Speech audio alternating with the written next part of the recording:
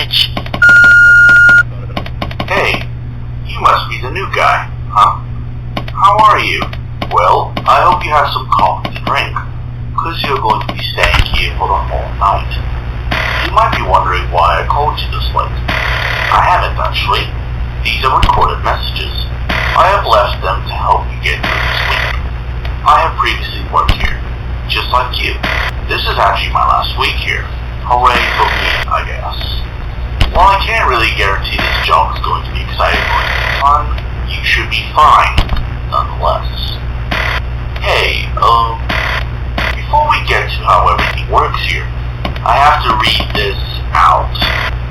It's an introductory greeting of an establishment. Pretty much a poorly written script that forces you to read. Here it goes. Welcome to Freddy Bear's Family Pizza, a wonderful magical place for kids and grown-ups alike, where the fantasy and fun come to life. Freddy Bear's Entertainment is not responsible for the damage of property or persons, and so on. Yeah, you get the idea. No life insurance for you, I'm afraid, but you shouldn't worry about that.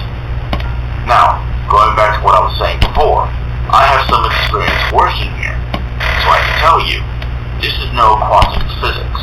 You have a camera system where you can look around every room in the building, looking out for something or someone entering this building uninvited. You can select any room you want just by tapping on it. Easy enough, right? Okay, now the office. You can see that you have buttons next to the door and window. By pressing on the white button, you can light up the door and window. And by pressing on the green button, the door and window will be closed and shut. That was a security measure they had to take back then. But don't press those buttons rapidly like you're some ferret, because those use a building's power, which is already really limited. I'm actually surprised that this place is still running on power. Hey, the first day should be a cakewalk. Remember to check the cameras, and beware the use of power. You have to conserve it. Alright, good night, and good luck.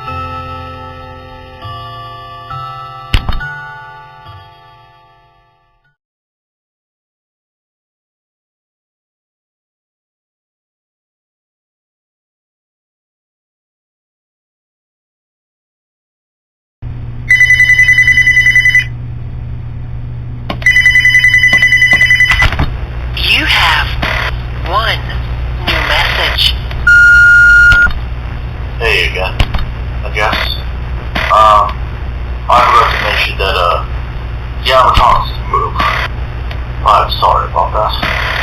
It's not a big deal, though. It's just a small little quirk in their code. A little leftover of a function they used to have before. They pretty much had the ability to roll around the building and reach over it and just...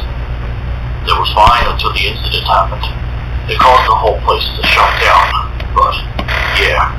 Closing the doors on them should just make them go away. I'm pretty sure you figured that out yourself. You've gone this far. I mean, that shouldn't be a problem in the first place. The animatronics moving and all, but I think you should know. If they manage to get in your office and get close to you, they might not recognize you as human. But as a mechanical animatronic without a costume. So, in that case, they might try to just forcefully stuff you inside one of the suits. That by itself shouldn't be a problem if those suits weren't designed to fit people at all. So you can imagine someone being forcefully stuffed inside one of those. I can only imagine it may cause a bit of discomfort. Maybe death. Yeah, they don't tell you this stuff when you sign up. Anyway, once again, that shouldn't be a problem. Even Freddy himself doesn't move quite often. He is, however, more active in the dark. So there's one more reason not to run out of power. Besides that, Freddy and that bunny guy are not the only ones that can move. You might have also checked the Cove camera.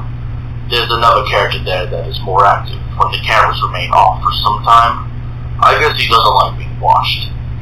If he is somehow gone from there, try to look for him on the cameras and listen closely. He might try to rush to one of your doors, and so be ready. Also, I should note that he is not a big fan of lights either. I think I've said more than enough. I'm sure you've got things under control. I'll speak to you tomorrow.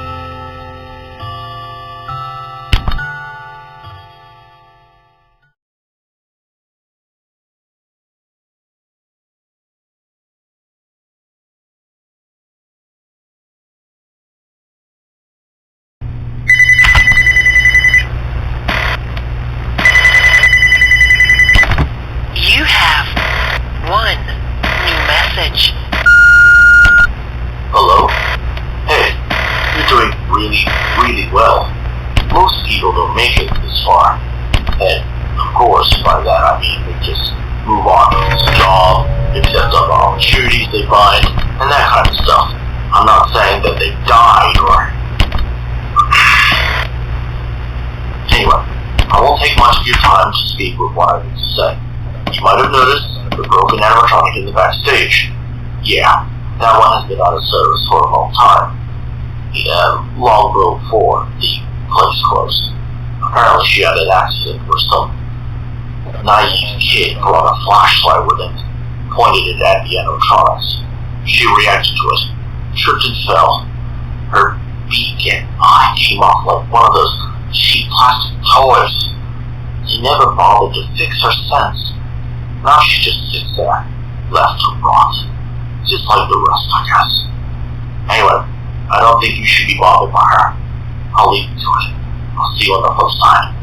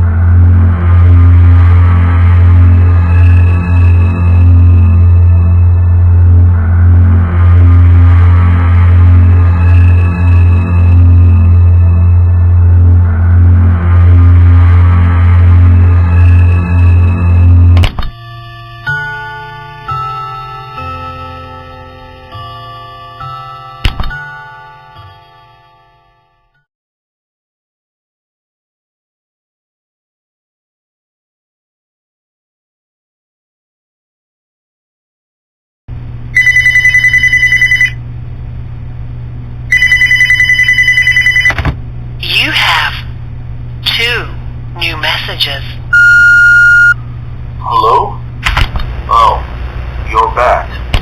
Great. No, I mean, good. Really, really good. I hope you're well. Listen, I thought of something.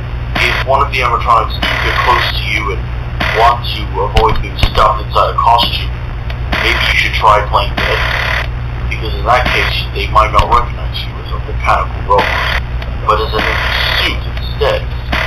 But, maybe in that case, if they think you're an empty suit, they might try to stuff a mechanical robot inside of you.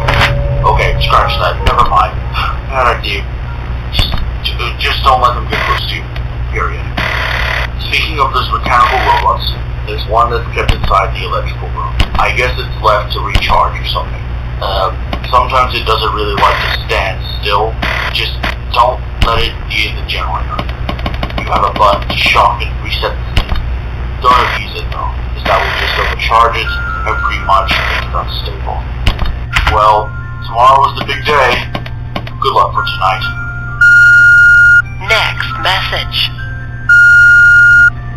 Hello? Listen. I don't know what's wrong with you. Like, why do you keep coming back every single night? Like you're not at the edge of death every single time of these abominations. And yet, you know that they're there to tear you into pieces.